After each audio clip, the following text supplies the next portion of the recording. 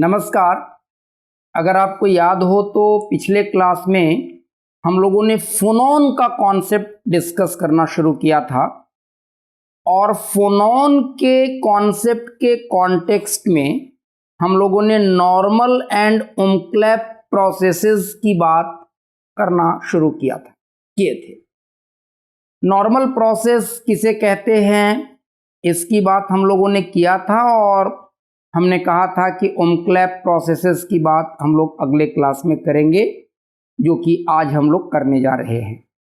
लेकिन इसके पहले कि मैं आगे की बातें करना शुरू करूं, मैं क्विकली पिछले क्लास में नॉर्मल प्रोसेसेस किसे कहते हैं, फोनोन का किसी क्रिस्टल लैटिस से अगर इलास्टिक स्कैटरिंग हो रहा है, then what type of process or what type of processes are called normal processes।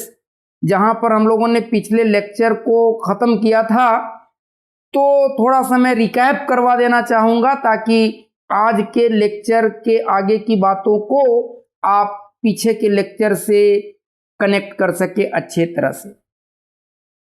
तो आपको शायद याद होगा हमने कहा था कि अगर किसी फोटोन का, नॉट फोनोन, अगर किसी फोटोन का किसी क्रिस्टल से इलास्टिक स्कैटरिंग होता है, के वेव वेक्टर का कोई फोटोन, के वेव वेक्टर का कोई फोटोन किसी क्रिस्टल लैटिस के किसी लैटिस प्लेन पर इंसिडेंट होता है या किसी लैटिस साइट पर इंसिडेंट होता है और वहां से स्कैटर जो करता है फोटोन, उस स्कैटर्ड फोटोन का वेव वेक्टर के डैश्ड है।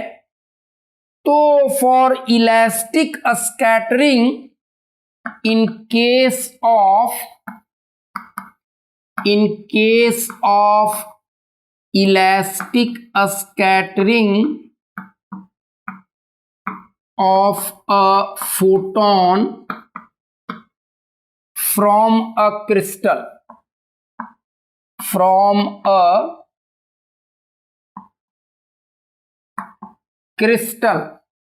we write k dash is equal to k plus g, where k dash क्या है, k dash is wave vector of incident, k dash is wave vector of scattered photon and k is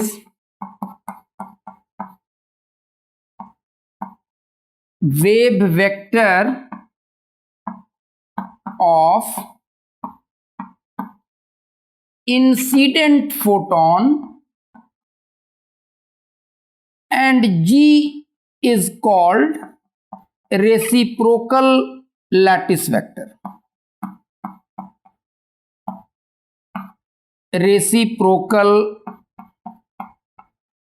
lattice vector।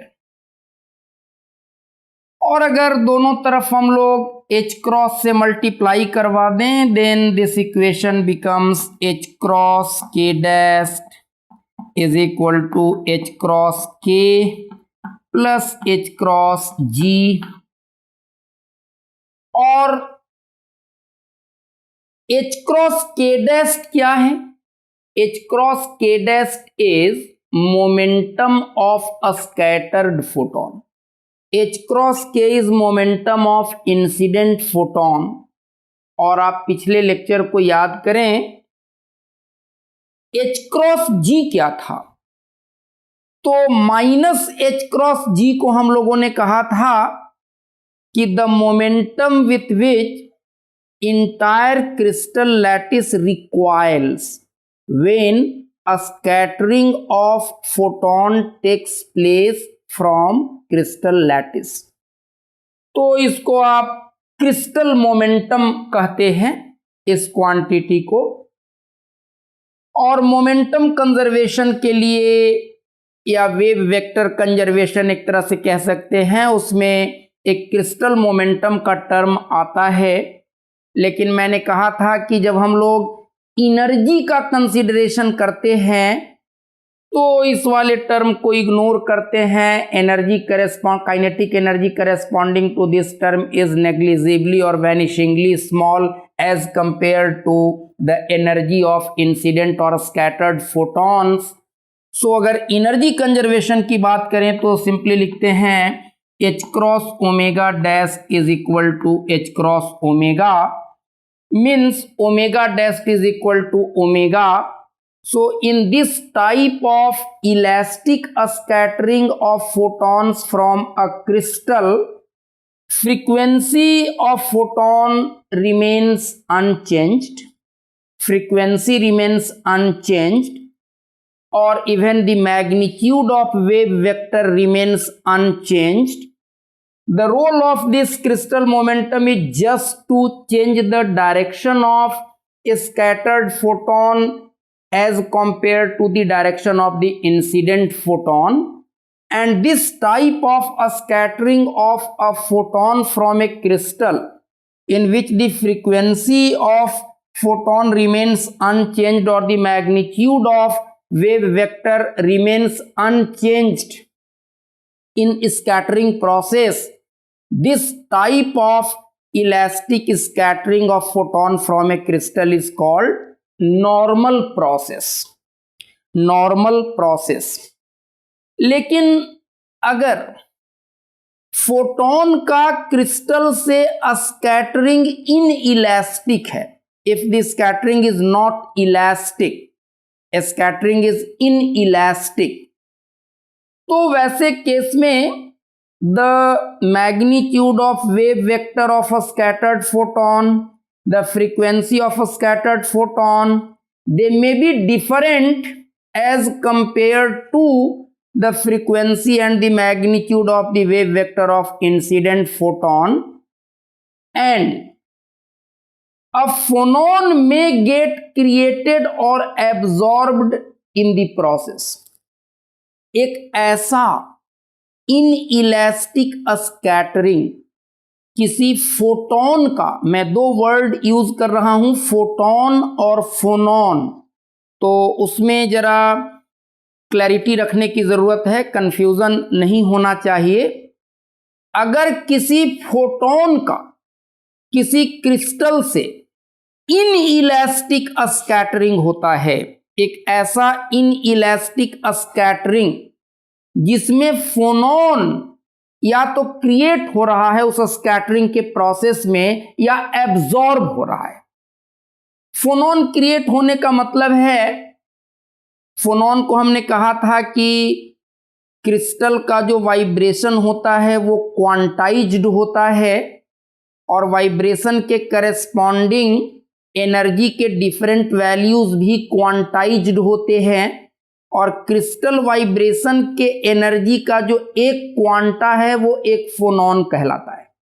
और अगर photon से आप compare करें तो phonon को photon के तरह पार्टिकल ट्रीट कर सकते हैं, but it is actually the quanta और द पैकेट और the unit of energy in terms of which or in terms of integral multiples of which energy is exchanged between different normal modes of vibration in case of lattice vibration। तो जिस unit के terms में energy changes अकर करती है lattice vibration के case में, वो एक जो क्वांटा है, एक जो पैकेट है, एक जो यूनिट है एनर्जी का, उसी के इंटीग्रल मल्टीपल के फॉर्म में एनर्जी चेंजेस होगी, वो फोनोन है। तो कहने का मतलब कि अगर फोटोन इंसिडेंट हो क्रिस्टल लैटिस पर और क्रिस्टल लैटिस को कुछ एनर्जी ट्रांसफर करे, तो वैसे केस में लैटिस वाइब्रेशन में स्टार्ट, लैटिस में get disturbed and either a photon may be created in the process, sorry, a phonon may be created in the process or a phonon may get absorbed. Such inelastic scattering of photons from crystal in which phonons are either created or absorbed are called Umklapp processes. So, if an inelastic scattering of photons take place from crystal, what I am telling is, if an inelastic scattering of a photon takes place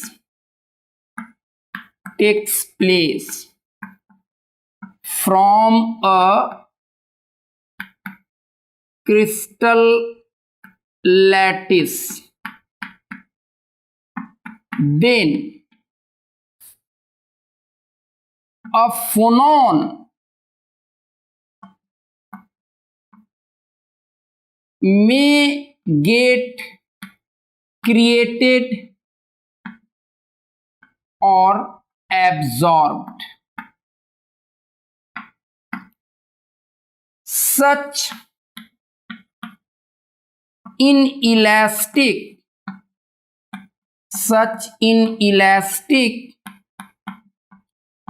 scattering of photons from crystal in which phonons are either created or absorbed are called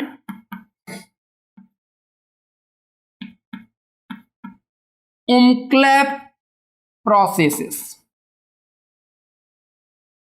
तो मैं ये कह रहा हूं कि किसी crystal lattice पर कोई एक फोटोन इंसिडेंट होता है, के वेव वेक्टर का फोटोन इंसिडेंट होता है और इस फोटोन की फ्रीक्वेंसी है ओमेगा, और वो फोटोन स्कैटर करता है के डैश वेव वेक्टर के साथ, और स्कैटर्ड फोटोन की फ्रीक्वेंसी है ओमेगा डैश, और इस प्रोसेस में इस स्कैटर्ड फोटोन के अलावा एक फोनोन क्रिएट हो जाता है, और फोनोन के वेव वेक्टर को सपोज कीजिए हम लोग के फोनोन कह देते हैं, पीएच मीन्स फोनोन, और इसके फ्रीक्वेंसी को ऐसा वाला ओमेगा लिख देते हैं। तो इस तरह के स्कैटरिंग प्रोसेसेस में अगर वेव वेक्टर का कंजर्वेशन करवाएं या मोमेंटम कंजर्वेशन का इक्वेशन लिखें, देन व्हाट विल हैपन? अगर ये नहीं होता, जैसा कि इलास्टिक स्कैटरिंग में हुआ करता था कि के वेव वेक्टर का फोटोन इंसिडेंट हुआ और के डैश वेव वेक्टर के फोटोन के रूप में वो स्कैटर कर गया, तो हम लोग लिखते थे k dash is equal to k plus जी।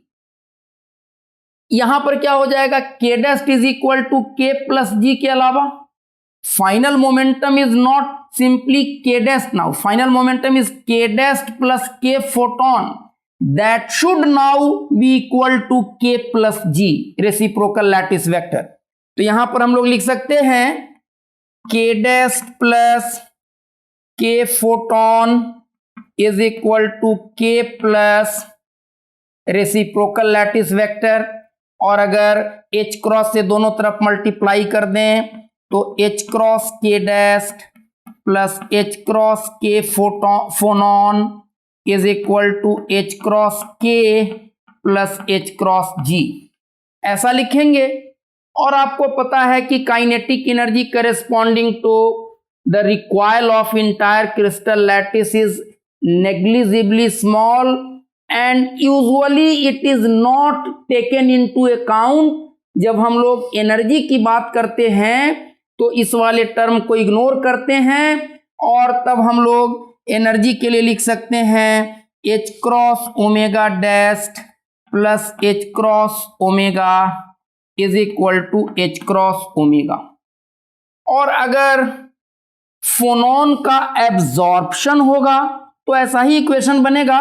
फर्क सिर्फ क्या रहेगा, के वेव वेक्टर का एक फोटोन जिसकी फ्रीक्वेंसी ओमेगा है इंसिडेंट होती है और स्कैटर्ड फोटोन का वेव वेक्टर के डैस्ट है, फ्रीक्वेंसी ओमेगा डैस्ट है। और इस प्रोसेस में मान लेते हैं कि एक फोटोन जिसका वेव वेक्टर के पीएच है और फ्रीक्वेंसी ऐसा वाला ओमेगा है वो एब्जॉर्ब हो गया। तो सिमिलरली यहां पर हम लोग क्या लिख सकते हैं, देखिए के प्लस के फोनॉन इज इक्वल टू ये जो के डैस्ट होता है,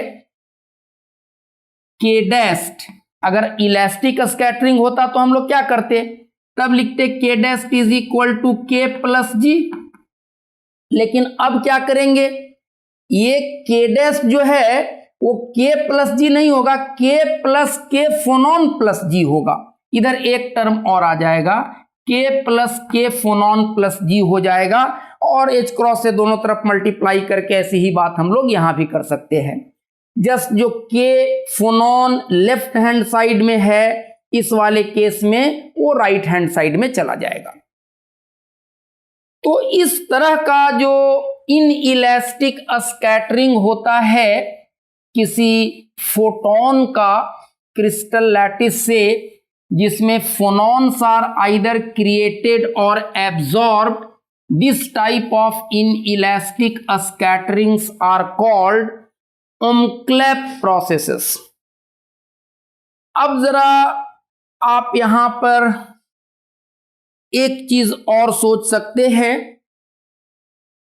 कि कभी कभी इस तरह का एक न्यूमेरिकल क्वेश्चन आपको दिया जा सकता है कि इस तरह के inelastic scattering of a photon from A crystal lattice के केस में जो फोनॉन क्रिएट हुआ या एब्जॉर्ब हुआ, उस फोनॉन के वेव वेक्टर का मैग्नीट्यूड निकालिए कितना होगा अगर इंसिडेंट फोटोन के वेव वेक्टर का मैग्नीट्यूड के है। सो ये जो फोनॉन क्रिएट होगा या एब्जॉर्ब होगा वो कितने वेव वेक्टर का फोनॉन क्रिएट या एब्जॉर्ब होगा उस पार्टिकुलर प्रोसेस में। और इस तरह के इनइलास्टिक स्कैटरिंग्स के लिए, इस तरह के ओमक्लेप प्रोसेसेस के लिए जो क्रिस्टल लैटिस के अंदर पोटेंशियल फंक्शन का इनहार्मोनिसिटी होता है, हार्मोनिक बिहेवियर से जो डेविएशन होता है या क्रिस्टल डिफेक्ट्स होते हैं, they play role for this type of inelastic scatterings or this type of umklapp processes to take place। जब किसी फोटोन का किसी क्रिस्टल इम्परफेक्शन, क्रिस्टल डिफेक्ट से स्कैटरिंग हो जाता है या पोटेंशियल हार्मोनिक जब नहीं रहती है, तो वैसे केसेस में this type of umklapp processes, this type of inelastic scatterings of photons in which phonons are either created or absorbed are more probable to take place। तो अगर हम लोग एक यहां पर एक्सप्रेशन निकालना चाहें, inelastic a scattering of a photon from a crystal. और जैसी की बात अभी हम लोग कर रहे थे कि मान लीजिए एक फोटोन है जिसका वेव वेक्टर है k, वो क्रिस्टल लैटिस पर इंसिडेंट होता है और किसी क्रिस्टल साइट से वो स्कैटर करता है। स्कैटर्ड जो फोटोन है उसका वेव वेक्टर है k डैस्ट, और जो एक फोनॉन क्रिएट होती है उसका वेव वेक्टर है k फोनॉन, और इसके फ्रीक्वेंसी को ऐसा वाला ओमेगा बोल रहे हैं और इसके फ्रीक्वेंसी को ओमेगा डैश हम लोग बोल रहे हैं। अब यहां पर हम लोग दो बातें करना चाहेंगे। सबसे पहले हम लोग मान लेते हैं कि जो क्रिस्टल है वो म्यू रिफ्रैक्टिव इंडेक्स के सॉलिड की तरह है। एक ऐसा सॉलिड है जिसका रिफ्रैक्टिव इंडेक्स म्यू है, और ये है फोटोन, और ये फोटोन उस क्रिस्टल पर इंसिडेंट हो रहा है। तो k का मैग्नीट्यूड क्या होगा? 2 पाई बाई लैम्डा,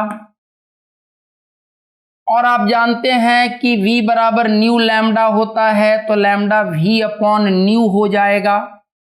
तो इसको लिख सकते हैं 2 पाई अपॉन इस फोटोन का उस क्रिस्टल लैटिस में वेलोसिटी। तो फोटोन का क्रिस्टल लैटिस में जो वेलोसिटी होगा उसको क्या लिख सकते हैं? Speed of electromagnetic wave in vacuum divided by the refractive index of that material. तो उसको लिख सकते हैं c divided by mu, where mu is the refractive index of that solid material, that crystal. तो वो म्यू चला जाएगा ऊपर और nu, and 2 pi nu is omega, this omega. So ये हो जाएगा ओमेगा म्यू अपॉन सी। ये के वेक्टर का मैग्नीट्यूड को हम लोग इतना लिख सकते हैं, पहली चीज। दूसरी चीज, हम लोग देख चुके हैं डिस्पर्सन रिलेशन में कि v को हम लोग क्या लिखते हैं? v को हम लोग क्या लिखते हैं? जो डिस्पर्सन रिलेशन हम लोगों ने निकाला था, तो d ओमेगा बाई डी के इज v, और अगर लीनियर वाला पार्ट को देखें तो ओमेगा इज के वी, ओमेगा इज के वी। तो v इज ओमेगा बाई के या के वी इज ओमेगा, ऐसा लिख सकते हैं। तो अगर फोटोन की बात करेंगे, अगर फोनॉन की बात करेंगे, तो फोनॉन के लिए जो ओमेगा है वो ऐसा वाला ओमेगा लेंगे, और ये जो v है वो वेलोसिटी ऑफ साउंड हो जाएगा, और k जो है वो k फोनॉन हो जाएगा। लेकिन अगर फोटोन की बात करेंगे, इंसिडेंट फोटोन की, तो ओमेगा हो जाएगा, ये k हो जाएगा, और इसके जगह पर c हो जाएगा, ऐसा। अब जरा आप देखिए, ठीक है कि फोनॉन की बात जब आप करेंगे, जब आप फोनॉन की बात करेंगे, देन व्हाट विल हैपन? आप इसको ऐसा करें, डिवाइड कर दें। डिवाइड कर देंगे तो क्या हो जाएगा? Vs upon C K phonon by K photon is equal to omega by omega. All right, तो Vs upon C is equal to K upon K phonon omega by omega. और आपको पता है कि Vs जो होता है, साउंड की जो वेलोसिटी होती है किसी सॉलिड के अंदर में, वो बहुत कम होती है। मुश्किल से 1000 मीटर पर सेकेंड के आसपास होगा। लेकिन उसी के आसपास, लेकिन c जो है वो 3 इंटू 10⁸ मीटर पर सेकेंड होता है। So Vs by c is much much much much smaller than 1। So left hand side is much much smaller than 1। तो k by k phonon this omega by this omega is much much much smaller than 1। और ठीक है, देखिए ये जो होता है sound wave का जो k होता है, साउंड वेव का जो k होता है, साउंड वेव का लैम्डा काफी बड़ा होता है और इसीलिए साउंड वेव को पूरा का पूरा सॉलिड एक कॉन्टिन्यूअस मीडियम की तरह दिखता है। तो लैम्डा बड़ा होगा तो k होता है 2π/λ, तो लैम्डा बड़ा होगा तो k छोटा होगा।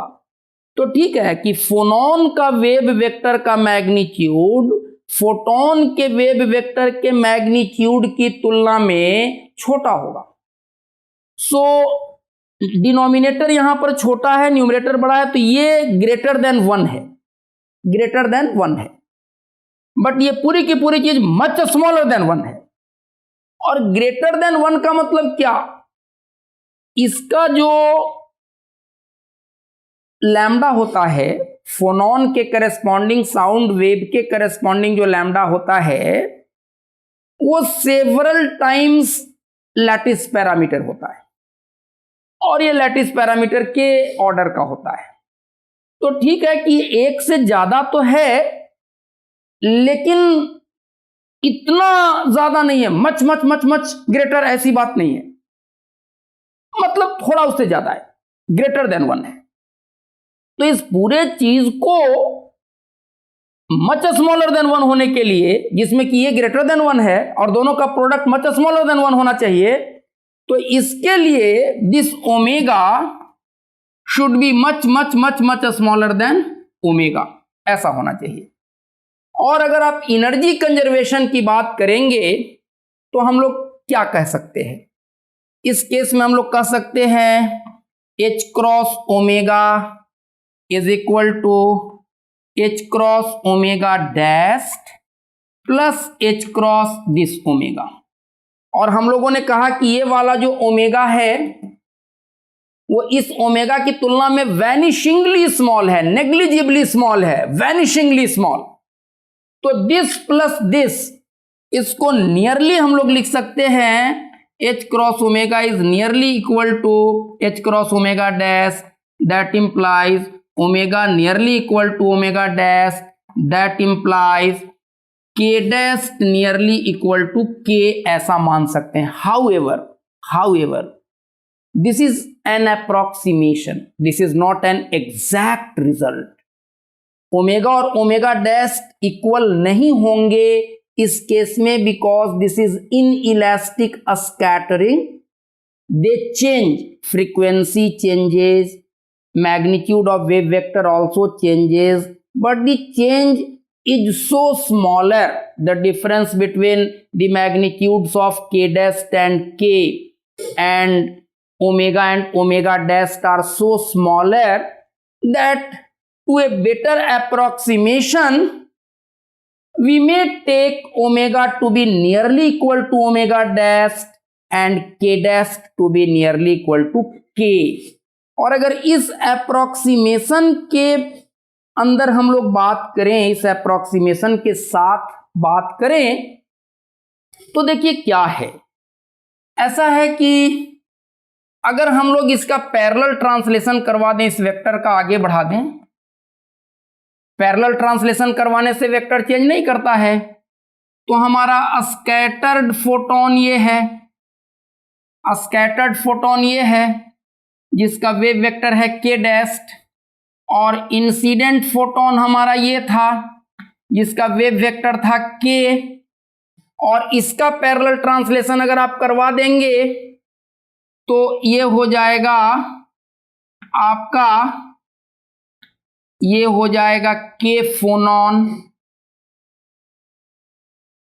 और ऐसा है कि इसके हेड पर इसका टेल है और इसका टेल टेल पर और हेड हेड पर है, और इन दोनों के बीच का जो एंगल है हम लोग मान लेते हैं कि this angle is phi, this angle is phi. तो एक हम लोग कोसाइन लॉ ऑफ ट्रायंगल्स पढ़ते हैं ना, जिसमें आपको पता है कि अगर कोई ट्रायंगल है, अगर कोई ट्रायंगल है और ये वाला एंगल है ए और इसके सामने के साइड का लेंथ है ए, ये वाला एंगल है बी, इसके सामने के साइड का लेंथ है बी, ये वाला एंगल है सी और इसके सामने के साइड का लेंथ है सी। तो किसी दो साइड का लेंथ अगर जानते हैं और जिन दोनों का लेंथ जानते हैं उन दोनों के बीच का एंगल जानते हैं, तो तीसरे साइड का लेंथ बता सकते हैं। बी क्या होता है, तो बी हो जाता है under root a square plus c square minus 2ac cos b. ऐसा एक फॉर्मूला हम लोग पढ़ते हैं। तो सेम वो फॉर्मूला हम लोग यहां लगा लेते हैं। डायरेक्टेड लाइन सीगमेंट का लेंथ वेक्टर का मैग्नीट्यूड बताएगा। तो हम लोग क्या लिख सकते हैं, इस वाले वेक्टर का मैग्नीट्यूड मतलब इस साइड का लेंथ के फोनॉन, यही निकालना है। तो ये हो जाएगा K square plus K dash square minus 2k dash cos phi. और अगर ये वाला अप्रोक्सीमेशन हम लोग यूज कर लें k is equal to k dash, तो हम लोग लिख सकते हैं k phonon is equal to under root, अगर के डैश स्क्वेयर को भी के स्क्वेयर लिखने तो के स्क्वेयर प्लस के स्क्वेयर 2k स्क्वेयर हो जाएगा, और यहां भी के डैश को के ले लेंगे तो 2 इंटू के 2k स्क्वेयर, तो 2k स्क्वेयर हो जाएगा common 1 minus cos phi, and this can be written as under root 2k square sine square phi by 2। So K phonon will be equal to 2k sin phi by 2। तो अगर incident photon के wave vector का magnitude है k और incident photon से phi angle पर scattered photon जाता है, स्कैटर्ड फोटोन इंसिडेंट फोटोन के डायरेक्शन से फाई एंगल अगर बनाता है, तो जो फोनोन क्रिएट होगा उसके वेव वेक्टर का मैग्नीट्यूड हो जाएगा 2k साइन फाई बाई 2। और हम लोग यहां से यहां पर हम लोगों ने निकाला था, अगर k को ओमेगा म्यू बाई सी लिख दें तो इसको लिख सकते हैं 2 omega mu by C sine phi by 2, sine phi by 2। और यहां से देख लीजिए, इस वाले ओमेगा को लिख सकते हैं के फोनॉन टाइम्स वीएस, तो ये वाला ओमेगा हो जाएगा के फोनॉन टाइम्स वीएस, तो ये हो जाएगा 2vs के फोनॉन, और इसको वीएस से मल्टीप्लाई कर दीजिए। Omega is equal to what, K phonon times VS, तो 2vs omega mu by C sine phi upon 2। तो ये फॉर्मूले मिल गए। अभी तक जो भी बात मैंने किया वो किसी फोटोन का क्रिस्टल से इलास्टिक या इन इलास्टिक स्कैटरिंग होने पर क्या होगा। अगर इलास्टिक स्कैटरिंग होता है और स्कैटर्ड फोटोन के वेव वेक्टर का मैग्नीट्यूड और उसकी फ्रीक्वेंसी वही रह जाती है जो इंसिडेंट फोटोन की, तो ऐसे स्कैटरिंग प्रोसेसेस नॉर्मल प्रोसेसेस कहलाते हैं। और अगर किसी फोटोन का क्रिस्टल लैटिस से स्कैटरिंग इन इलास्टिक होता है और उस स्कैटरिंग के प्रोसेस में फोनॉन क्रिएट या एब्जॉर्ब हो जाता है, तो इस तरह के in elastic scattering of photons from crystal lattice, उसको हम लोग उमक्लैप प्रोसेसेस कहते हैं।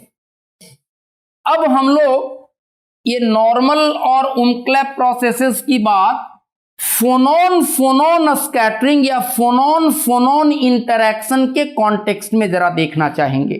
अभी तक हम लोग फोटोन का क्रिस्टल से इंटरैक्शन करवा रहे थे।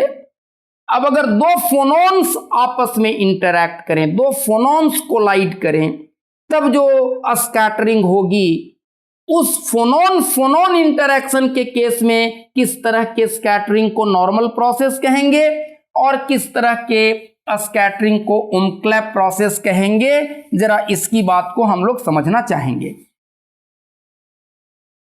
तो देखिए, अगर मान लीजिए दो फोनोन्स हैं, दो फोनोन्स हैं मतलब दो तरह के लैटिस वाइब्रेशन के करेस्पॉन्डिंग दो वेव्स हम लोग कहते हैं ना, जैसे बिट्स की बात करते थे, स्टेशनरी वेव के फॉर्मेशन की बात करते थे, तो एक ही मीडियम में एक ही साथ दो डिस्टरबेंसेस ट्रैवल करते हुए एक के ऊपर एक सुपर इम्पोज कर जाते थे। तो अगर दो different modes of vibration simultaneously create करवा दिए जाएं, प्रोड्यूस करवा दिए जाएं लैटिस के अंदर में, और उसके करेस्पॉन्डिंग दो फोनोन्स कोलाइड कर जाए। कोलाइड यहां पर इसलिए बोल रहे हैं, कोलाइड वर्ड बोलना बहुत अप्रोप्रिएट है नहीं, लेकिन अगर फोनोन को फोटोन से कंपेयर करते हुए एक पार्टिकल की तरह ट्रीट करवाएं, तो उस कॉन्टेक्स्ट में कॉलिजन वर्ड में बोल दे रहा हूं, वैसे ज्यादा अप्रोप्रिएट वर्ड इंटरैक्शन ही होगा या स्कैटरिंग ही होगा। तो सपोज कीजिए एक फोनोन K1 वेव वेक्टर का है। फोनोन मतलब लैटिस वाइब्रेशन के करेस्पॉन्डिंग कोई एनर्जी का ट्रांसपोर्ट हुआ इस पर्टिकुलर डायरेक्शन में, इतने वेव वेक्टर के डिस्टरबेंस के रूप में एनर्जी का कोई एक पैकेट लैटिस के एक पार्ट से दूसरे पार्ट को ट्रांसपोर्ट हुआ, आप ऐसे समझिए। तो K1 वेव वेक्टर का एक फोनोन और K2 वेव वेक्टर का एक फोनोन, ये दोनों इंटरैक्ट कर गए और कंसेक्वेंटली K3 वेव वेक्टर का एक फोनोन क्रिएट हो गया। और ऐसा हुआ कि K1 plus K2 is equal to K3।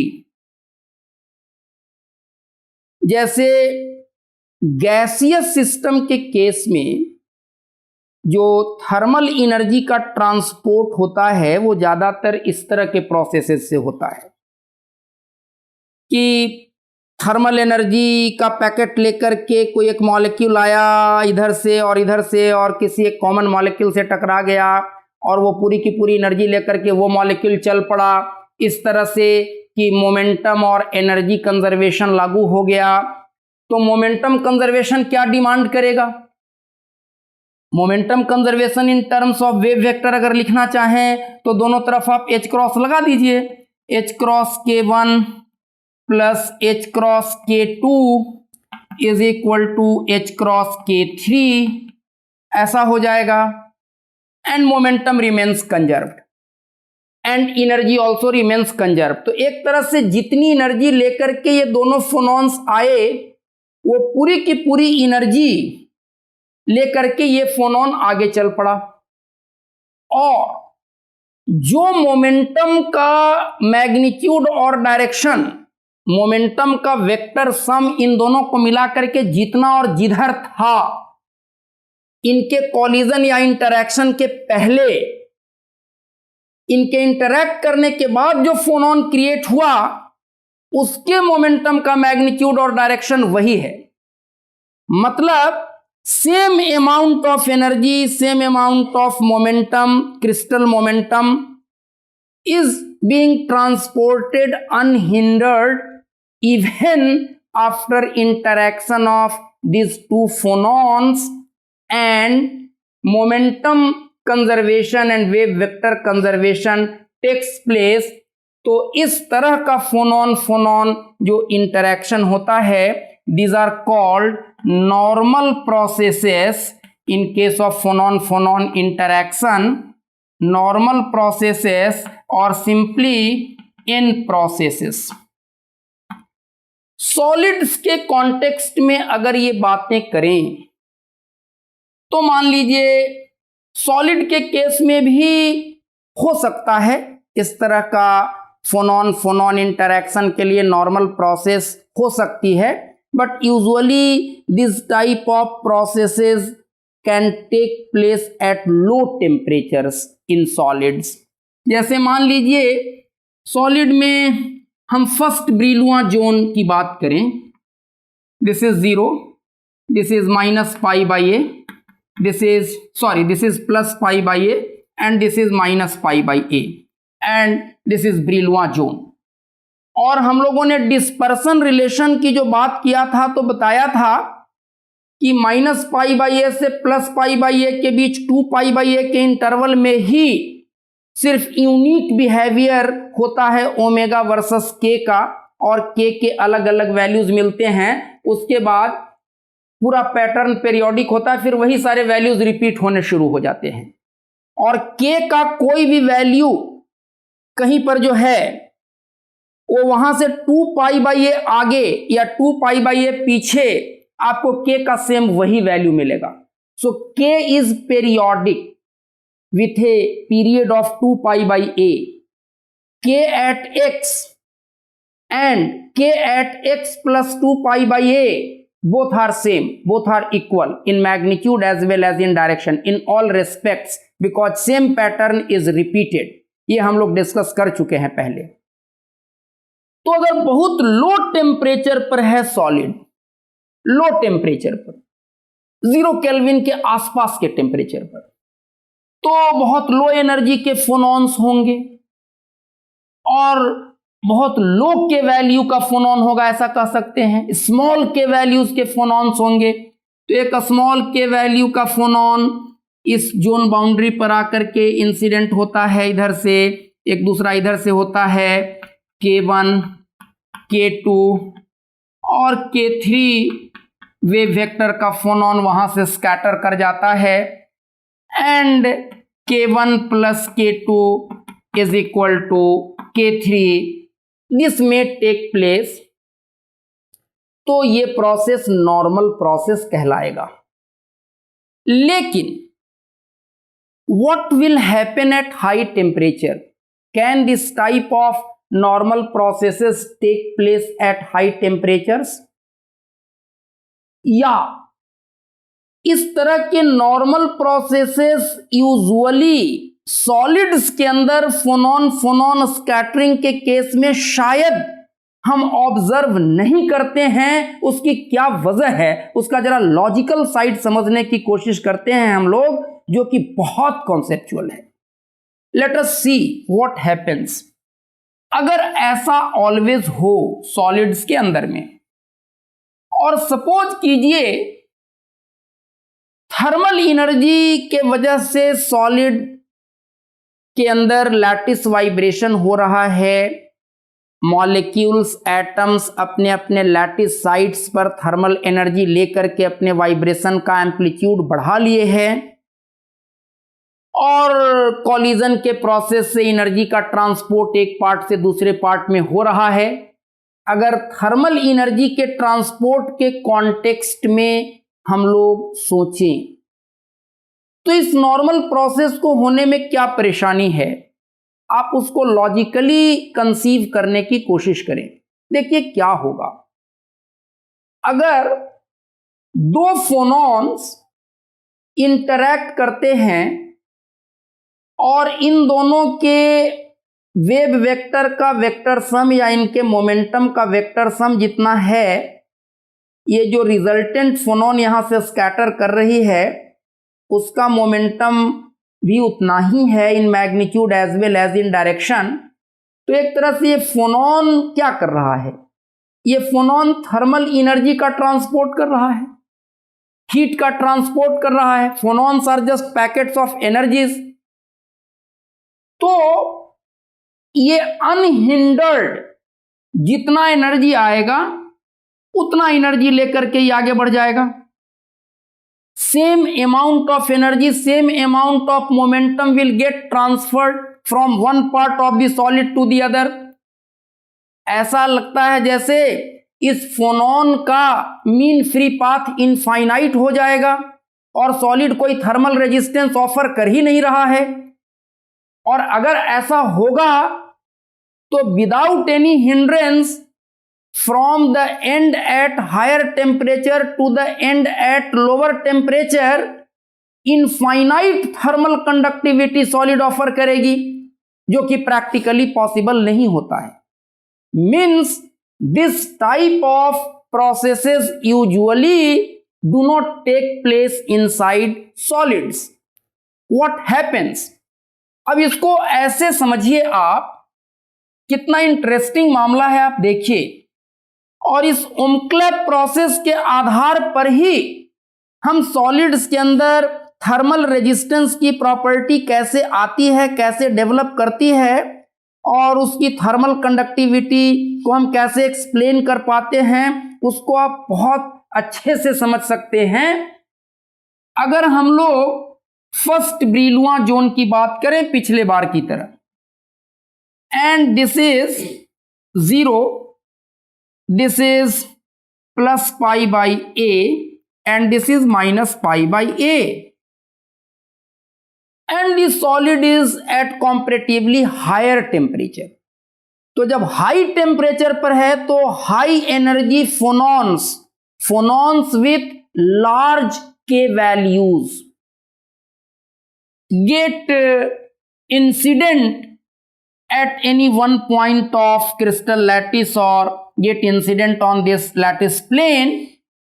तो एक फोनॉन लार्ज के वैल्यू का एक फोनॉन आता है K1 का, इधर से दूसरा फोनॉन K2 का, K2 वेव वेक्टर का, and K1 and K2 are large because the solid is at high temperature.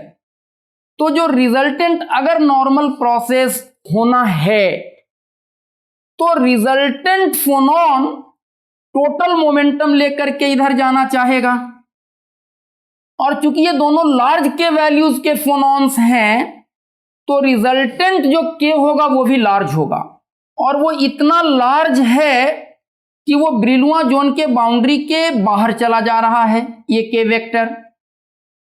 अब अगर ये बाहर चला जा रहा है देन व्हाट विल हैपन। अब इतना बड़ा जो के है, के का जो इतना बड़ा वैल्यू है, इस के करेस्पॉन्डिंग ये जितना के है इससे 2 पाई बाई ए अगर पीछे जाएं तो सेम वही के मिलेगा, बिकॉज के वैल्यूज हर 2 पाई बाई ए पर अपने आप को रिपीट करता है। K at X will be same as that of the value of k at x plus 2 pi by a and x minus 2 pi by a। तो जितना k यहां पर है इससे 2 pi by a अगर पीछे जाएंगे तो सेम वही k वैल्यू मिलना चाहिए, सेम वही k मिलना चाहिए, और इससे 2 pi by a पीछे, मतलब ये k equivalent to the value of k at a point 2 pi by A left of this point. तो यहां से 2 पाई बाई ए पीछे जाइएगा तो ये पॉइंट मिलेगा, यहां से 2 पाई बाई ए पीछे आइएगा तो इधर का कोई पॉइंट मिलेगा, और यहां का जो के है वो निगेटिव है, निगेटिव है मतलब इस तरफ का के होगा। मीन्स कि दिस मच ऑफ के, इतना बड़ा इस डायरेक्शन में इतना बड़ा value of K is equivalent to a k value in this direction, a k in this direction, but its magnitude will be a little bit smaller। Means जब large k के साथ फोनॉन्स इंटरैक्ट करते हैं, जब large k के साथ फोनॉन्स interact करते हैं, K1, K2, K1 wave vector और K2 वेव वेक्टर के फोनॉन्स जब इंटरैक्ट करते हैं तो रिजल्टेंट के अगर नॉर्मल प्रोसेस होना होता तो मोमेंटम को कंजर्व करवाने के लिए रिजल्टेंट के को इधर कहीं पर होना चाहिए था, इस तरफ कहीं पर होना चाहिए था। लेकिन अभी हम लोगों ने क्या देखा, अगर ये दोनों लार्ज हैं तो ये वैल्यू भी लार्ज होगा, और ये ब्रिलुआ जोन के बाउंड्री के बियॉन्ड चला जाता है, और यहां का के यहां के किसी के को करेस्पॉन्ड करेगा, और यहां का के निगेटिव है।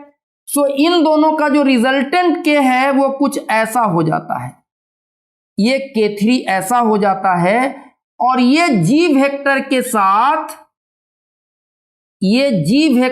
साथ ऐड कर करके और रिजल्टेंट के इधर देता है। तो K1 प्लस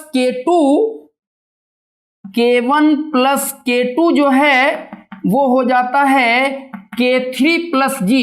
मोमेंटम कंजर्व रहेगा, momentum conservation wave vector conservation का वायलेशन नहीं होगा।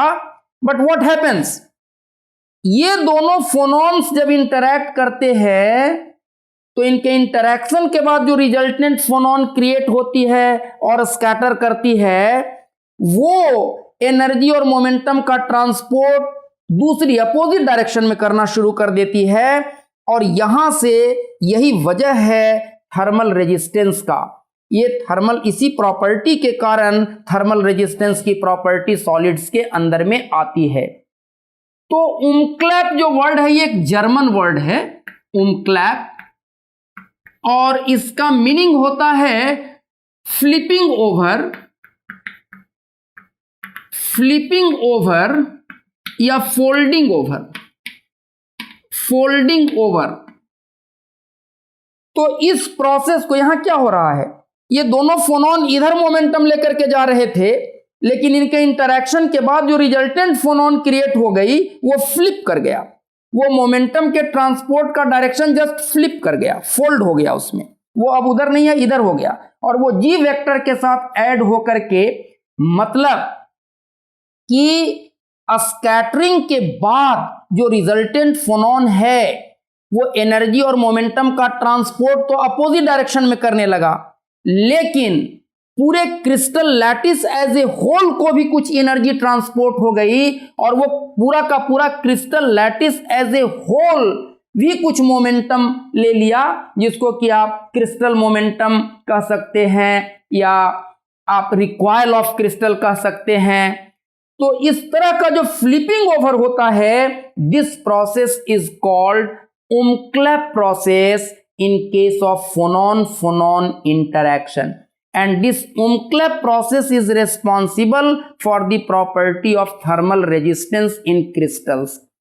और जैसा कि हम लोगों ने कहा कि क्रिस्टल लैटिस के अंदर एग्जिस्ट करने वाले क्रिस्टल डिफेक्ट्स और पोटेंशियल का इनहार्मोनिसिटी, ये सारा रिस्पॉन्सिबल होता है इस तरह के प्रोसेसेस को हैपन करने के लिए। तो इसको कहते हैं, this is called umklapp process in case of phonon interaction. So this is all about normal and umklapp processes. अगले क्लास में हम लोग Einstein's theory of specific heat of solids और उसके बाद फिर Debye's theory of specific heats of solids की बात करेंगे। आज इतना ही। Thank you very much.